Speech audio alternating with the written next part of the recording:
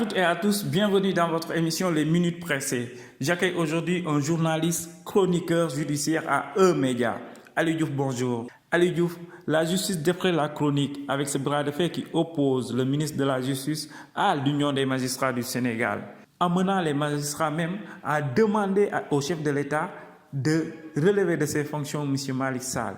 Quelle analyse faites-vous de cette situation qui pollue la vie judiciaire sénégalaise? Boubacar, c'est un acte que nous déplorons, qui, à mon avis, ne devrait pas avoir lieu. C'est un problème, à mon avis, c'est un épiphénomène qui pourrait être réglé autour d'une table. Mais en arriver là, jusqu'à réclamer la tête du ministre de la Justice, je pense que vraiment, on ne devrait pas en arriver là.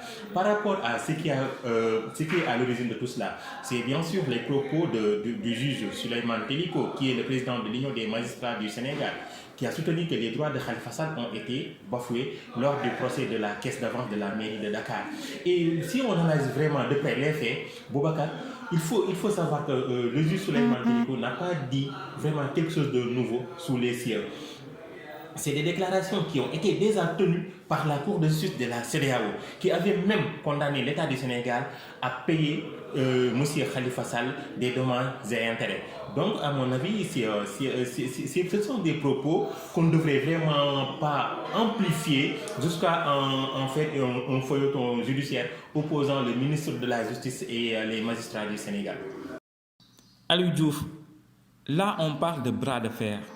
Mais il y a de cela quelques semaines, on a assisté à un duel judiciaire entre deux juges. D'un côté, on avait le président du tribunal d'appel de Kaolack, le juge Ousmane Kane, et de l'autre, Amadou Yaya Dia, le juge Amadou Yaya Dia. Et les faits portaient sur des accusations très graves, des accusations de corruption, et on parle même de pots de vin. Mais depuis lors, c'est comme si l'affaire a été classée sans suite. Est-ce à dire que nos juges, ceux qui représentent la loi, ne doivent pas rendre compte? C'est ça en fait. Pour moi, ça c'est un problème. L'affaire opposant le président de la Cour d'appel de Kaolack, le juge Ousmane Kane, et le juge Abdou Yaya Dia, à mon avis, c'est une affaire qu'il faut vraiment régler. Parce qu'on parle de corruption.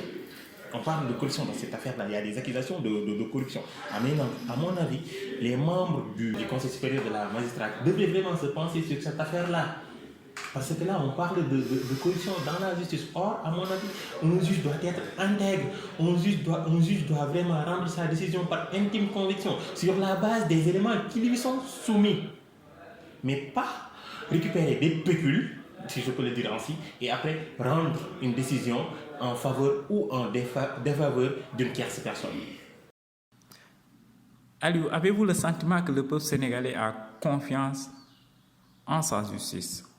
Non, moi sincèrement, moi personnellement, j'ai confiance en la justice sénégalaise. Et également,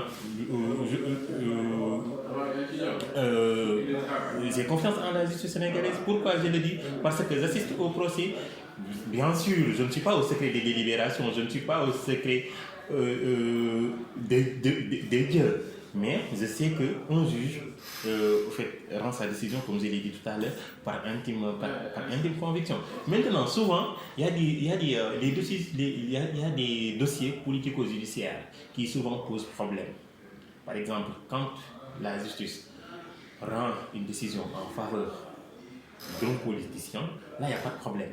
Mais quand c'est en défaveur du politicien, il y a tout un tas de problèmes. Et parfois, il faut vraiment dépassionner le débat.